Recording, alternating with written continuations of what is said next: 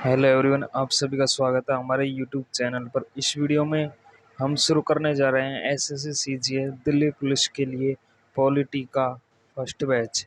तो आप सभी का हमारे यूट्यूब चैनल पर स्वागत है। तो आज हम पॉलिटी की शुरुआत करने वाले हैं। तो पढ़ते हैं। सभी के लिए बराबर कानून को संविधान कहते हैं। क्या है? सभी के लिए बराबर कानून को संविधान कहते हैं। देश और राज्य का शासन कैसे चलेगा उसको चलाने के लिए जिस किताब का नाम है, जो किताब लिखी गई है, उसे संविधान कहते हैं। और मूल संविधान में 22 भाग, 395 अनुच्छेद और 12 अनुसूचियां हैं। तो क्वेश्चन पूछा जाए कि मूल संविधान में कितने भाग, अनुच्छेद और अनुसूचियां हैं? तो मूल संविधान में 22 भाग, 395 अनुच्छेद और 12 अनुसूचियां हैं। ठीक है, नेक्स्ट देखते हैं। अब हम पढ़ने वाले हैं भाग फर्स्ट। तो भाग फर्स्ट है, उसको संघ और राज्य क्षेत्र के नाम से जाना जाता है। क्या है? भाग फर्स्ट, संघ और राज्य क्षेत्र। तो ये भाग फर्स्ट है। तो भाग फर्स्ट का मतलब है जैसे कि कोई भी चैप्टर है तो उसका नाम है भाग फर्स्ट, और उसमें टॉपिक है 4, जो कि क्या क्या है? अनुच्छेद 1 से 4। तो भाग फर्स्ट में कौन कौन से अनुच्छेद है? अनुच्छेद 1 से 4 तक। अब अनुच्छेद 1 है, तो अनुच्छेद 1 यह भारत का रंग। अनुच्छेद फर्स्ट में लिखा है कि भारत राज्य का संघ है, अर्थात इसके राज्य कभी भी टूटकर अलग नहीं हो सकते हैं। अब हम पढ़ते हैं संघ, परिसंघ इत्यादि के बारे में कि ये क्या होते हैं। तो कॉन्फेडरल यानी परिसंघ। परिसंघ उसे कहते हैं, परिसंघ उसे कहते हैं जिसमें छोटे राज्य आपस में जुड़कर और थोड़ी थोड़ी शक्तियाँ केंद्र सरकार को देकर एक देश का निर्माण करती हैं। परिसंघ बहुत ही कमज़ोर होता है और इससे कोई भी देश आसानी से अलग हो सकते हैं। नेक्स्ट देखते हैं फेडरेशन यानी संघ। राज्य मिलकर एक देश का निर्माण करते हैं। राज्य मिलकर एक देश का निर्माण करते हैं और हर राज्य अपने कुछ शक्तियाँ देश को दे देते हैं और देश को कहते हैं कि आप इन शक्तियों का प्रयोग करें। इसमें से कोई भी राज्य अलग हो सकते हैं। तो आपने पढ़ा परिसंघ और संघ। तो और आप पढ़ेंगे हम संघ के बारे में यानी यूनियन। यूनियन इसके राज्य कभी अलग नहीं हो सकते। अमेरिका एक फेडरेशन है जबकि भारत एक यूनियन है। अब हम पढ़ते हैं अनुच्छेद 2। तो अनुच्छेद 2 में लिखा है कि संसद संसद को यह अधिकार है कि भारत के बाहर कोई देश है। यहाँ पर लिखा है संसद को यह अधिकार है कि भारत के बाहर कोई देश है तो उसे भारत में मिला सकते हैं, या किसी देश का कोई टुकड़ा जो भारत में मिलना चाहता है उसे भारत में शामिल किया जा सकता है। तो अनुच्छेद 2 में लिखा है कि संसद को यह अधिकार प्राप्त है कि वह भारत के बाहर कोई देश है तो उसे भारत में मिला सकते हैं, या किसी देश का कोई टुकड़ा जो भारत में मिलना चाहता है उसे भारत में शामिल कर सकते हैं। यानी कि अनुच्छेद 2 कहता है कि संसद राष्ट्रपति की पूर्व अनुमति के बिना भी किसी विदेशी राज्य को भारत में शामिल कर सकती है। और इसका प्रयोग किया गया था सिक्किम में सबसे पहले।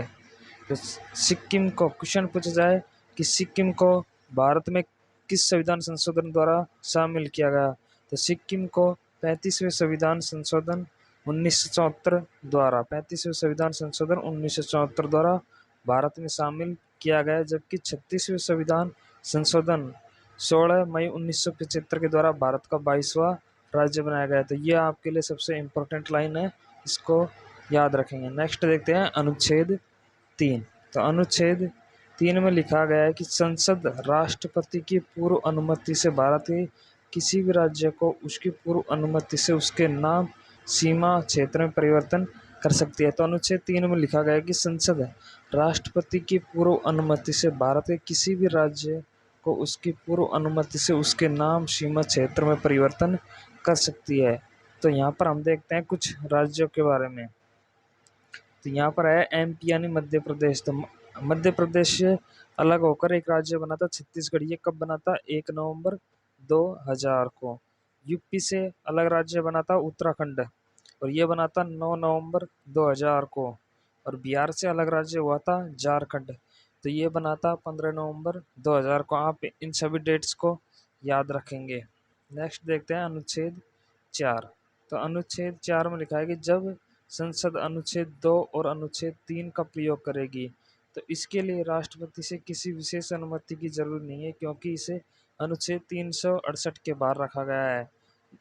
यानी कि जिसको अनुच्छेद 368 में रख दिया जाता है उनमें राष्ट्रपति के हस्ताक्षर की जरूरत होती है, जबकि जब संसद अनुच्छेद 2 और अनुच्छेद 3 का प्रयोग करेगी तो उसके लिए राष्ट्रपति से किसी विशेष अनुमति की जरूरत नहीं है, क्योंकि इसे अनुच्छेद 368 के बाहर रखा गया है। और जो भी अनुच्छेद 368 में रखे गए हैं उनमें राष्ट्रपति के हस्ताक्षर की जरूरत होती है। तो अब पढ़ते हैं हम अखंड भारत के बारे में। तो हमारा भारत अखंड भारत था और सबसे पहले 1893 में डुरंड लाइन खींच दी गई और अफगानिस्तान को अलग कर दिया गया। यह अखंड भारत का पहला टुकड़ा था। तो आपसे क्वेश्चन पूछा जाए कि अखंड भारत का पहला टुकड़ा कब किया गया, तो ये किया गया था 1893 में। तो भारत से अफगानिस्तान को अलग किया गया था और भारत और अफगानिस्तान के बीच में जो रेखा है उसे डुरंड रेखा यानी डुरंड लाइन के नाम से जाना जाता है। और अखंड भारत का दूसरा टुकड़ा किया था 1935 में बर्मा म्यांमार को अलग करके। तो क्वेश्चन पूछा जाए कि म्यांमार का पुराना नाम क्या है, तो म्यांमार का पुराना नाम बर्मा है और इसे 1935 के नियम के द्वारा भारत से अलग कर दिया गया। और अखंड भारत का तीसरा टुकड़ा पाकिस्तान 1947 में अलग हो गया। पाकिस्तान का विभाजन मुस्लिम जनसंख्या के आधार पर हुआ था। एक और पूर्वी पाकिस्तान था और एक और पश्चिम पाकिस्तान था और बाद में पूर्वी पाकिस्तान ही बांग्लादेश बन गया। और भारत और पाकिस्तान के बीच में रेड क्लिप रेखा है। तो क्वेश्चन पूछा जाए कि रेड क्लिप रेखा कौन कौन से देशों के बीच है, तो ये भारत और पाकिस्तान के बीच में है। और भारत और बांग्लादेश के बीच की जो रेखा है उसे जीरो लाइन के नाम से जाना जाता है। तो क्वेश्चन पूछा जाए कि भारत और पाकिस्तान के बीच में रेखा रेड क्लिप रेखा, भारत और बांग्लादेश के बीच जीरो लाइन, भारत और अफगानिस्तान के बीच डुरंड लाइन और भारत और चीन के बीच में जो रेखा है उसे किस नाम जानते हैं, तो भारत और चीन के बीच में मैकमोहन रेखा। आगे देखते हैं कि अंग्रेजों ने देशी रियासतों को भारत में उस समय 3 विकल्प दिए कि या तो भारत वे पाकिस्तान में मिल जाएं, या भारत में मिल जाएं, या स्वतंत्र देश बन जाएं। तो जब देश आज़ाद हुआ था तो भारत में 552 से अधिक देशी रियासतें थी।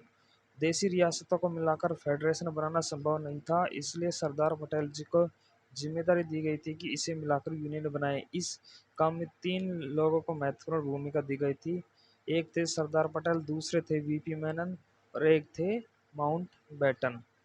तो इन सभी इन लोगों ने सभी राज्यों को भारत में विलय कर दिया, किंतु 3 राज्य भारत में विलय के लिए तैयार नहीं थे। जो ये भारत में 552 से अधिक देशी रियासतें थी उन सभी को मिला के भारत में विलय कर दिया गया, किंतु 3 राज्य थे जो भारत में विलय के लिए तैयार नहीं थे। अब हम उन 3 राज्यों के बारे में पढ़ेंगे।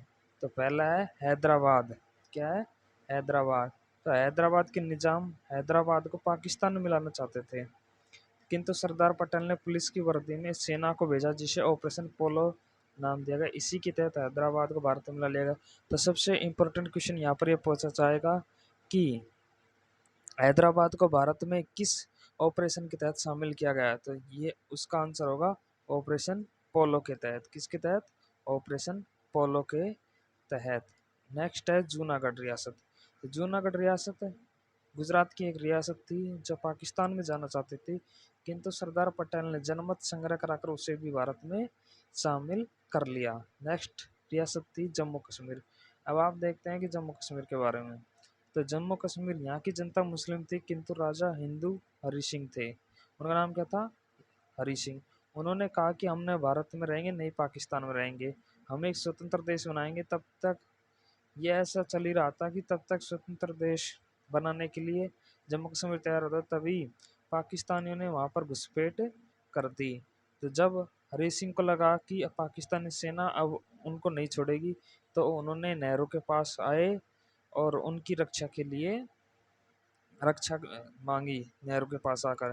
तो सरदार पटेल ने 26 अक्टूबर 1947 को हरि सिंह से एक विलय पत्र पर हस्ताक्षर करके भारत का अंग बना लिया जम्मू कश्मीर को। और जो सेना वहाँ पर भारत की जम्मू कश्मीर भेजी गई थी उसके ब्रिगेडियर थे उस्मानी साहब। नेक्स्ट देखता है इन सभी देशी रियासतों को मिलाकर भारत का निर्माण कर लिया गया था।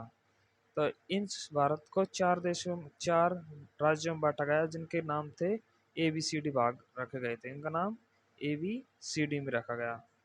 अब ये ABCD क्या है तो इनके बारे में पढ़ते हैं कि ए नाम था ब्रिटिश प्रोविंस, वह राज्य जहां अंग्रेजों का शासन था। तो ए के तहत वे राज्य थे जहां पर अंग्रेजों का शासन था, इनकी संख्या थी 9। बी में रखा गया प्रोविंशियल स्टेट, वह राज्य जहां देशी रियासतों का शासन था और इनकी संख्या भी 9 थी। नेक्स्ट है सी कमिश्नरी, वह बड़े शहर जहां अंग्रेजों का केवल उस शहर पर कब्जा किया था, वह बड़े शहर जहां अंग्रेज केवल उस शहर पर कब्जा किए हुए थे और इनकी संख्या थी 10। और लास्ट था डी यूनियन टेरिटरी यानी केंद्र शासित प्रदेश, इनकी संख्या थी केवल 1 और इसका नाम था अंडमान निकोबार। अब बाद में भारत में राज्य को बनाने के लिए कमेटियों का निर्माण किया गया, तो इन कमेटी के बारे में पढ़ते हैं। सबसे पहले बनाई गई थी एस्केदर कमेटी। भाषाई आधार पर राज्यों के गठन के लिए सबसे पहले 1948 में एस्केदर आयोग का निर्माण किया गया, किंतु भाषा के आधार पर राज्यों के गठन का विरोध किया गया। तो क्वेश्चन पूछा जाए कि भाषा आधार पर राज्य गठन के लिए सबसे पहले किस समिति का निर्माण किया गया, तो ये किया गया था एस्केदर कमेटी का 1948 में, लेकिन भाषाई आधार पर राज्यों के गठन का विरोध किया गया। अब नेक्स्ट समिति थी JVP समिति। क्या नाम था? JVP। जे से जवाहरलाल नेहरू, वी से वल्लभ भाई पटेल, सरदार वल्लभ भाई पटेल और पी से पट्टाभी सीतारामैया। तो इन्होंने भी भाषाई आधार पर राज्यों के गठन का विरोध किया और इस समिति का गठन 1948 में किया गया। अब नेक्स्ट है 1952। तो 1952 में तेलुगु भाषा के लिए अलग राज्य की मांग करते हुए पेट्टू श्री रामुलु नाम का एक व्यक्ति था जो भूख हड़ताल पर बैठ गया और 56 दिन भूख हड़ताल के बाद उनकी मृत्यु हो गई, जिससे जनता का विरोध बढ़ गया, जिसके कारण 1 अक्टूबर 1953 को तेलुगु भाषा के अलग राज्य आंध्र प्रदेश को अलग कर दिया गया। तो क्वेश्चन पूछा जाए कि भाषा के आधार पर गठित होने वाला भारत का पहला राज्य कौन सा है, तो वो है आंध्र प्रदेश। ये सबसे इम्पोर्टेंट क्वेश्चन अब तक, इसलिए आंध्र प्रदेश भाषा के आधार पर गठित होने वाला पहला राज्य है। भाषाई आधार पर राज्य को गठित करने के लिए 1953 में एक कमेटी बनाई गई जिसका नाम था फजल अली आयोग। तो क्वेश्चन पूछा जाए कि भाषाई आधार पर राज्य को गठन करने के लिए कौन सी समिति का निर्माण किया गया 1953 में, तो ये थी फजल अली आयोग का गठन किया गया और इसने अपनी रिपोर्ट 1956 में दिया और भाषाई आधार पर राज्यों को मान्यता दे दी। इस आयोग के फलस्वरूप 7वां संविधान संशोधन 1956 में पारित हुआ। इसके बाद ABCD को रद्द कर भाषाई आधार पर 14 राज्य और 6 केंद्र शासित प्रदेश बनाए गए, जिसके तहत ये थे राज्य थे पेप्सू यानी Patiala and east Punjab state union. तो पंजाब राज्य का पुनर्गठन साय आयोग की सिफारिश पर दोबारा किया गया, पंजाब राज्य का पुनर्गठन। अब नेक्स्ट है तो पेप्स जो ये भाग था इसको 4 भागों में पुनः बांटा गया। जो हिमालय का भाग था, हिमालय वाला जो क्षेत्र था उसका नाम रख दिया गया हिमाचल प्रदेश। जहाँ पर हिंदी भाषा बोली जाती थी उसका नाम हरियाणा, जहाँ पर पंजाबी वहाँ पर पंजाब राज्य बना दिया गया और एक केंद्र शासित प्रदेश चंडीगढ़ का निर्माण कर दिया गया। इस प्रकार भारत का एक विशाल साम्राज्य जो सिमट कर इतने में रह गया, जिसमें 28 राज्य और 7 केंद्र शासित प्रदेश बन गए। पहले केंद्र में 29 राज्य और 8 केंद्र शासित प्रदेश थे, लेकिन जम्मू कश्मीर से राज्य का दर्जा छीन लिया गया और 28 राज्य बच गए। पहले 7 केंद्र शासित प्रदेश थे, लेकिन जम्मू और लद्दाख को 2 केंद्र शासित प्रदेशों में बांट देने से इनकी संख्या 9 हो गई, लेकिन दादरा और नगर हवेली और दमन दीव 2 अलग केंद्र शासित प्रदेश को मिलाकर दोनों को एक कर दिया गया। इस प्रकार वर्तमान में भारत में 28 राज्य और 8 केंद्र शासित प्रदेश हैं। इस प्रकार उम्मीद है कि आपको ये वीडियो पसंद आया होगा। कंप्लीट जीके का कोर्स पढ़ने के लिए आप हमारे चैनल को आज ही सब्सक्राइब करें और अपने दोस्तों के साथ भी शेयर कर सकते हैं। जय हिंद, जय भारत, वंदे मातरम।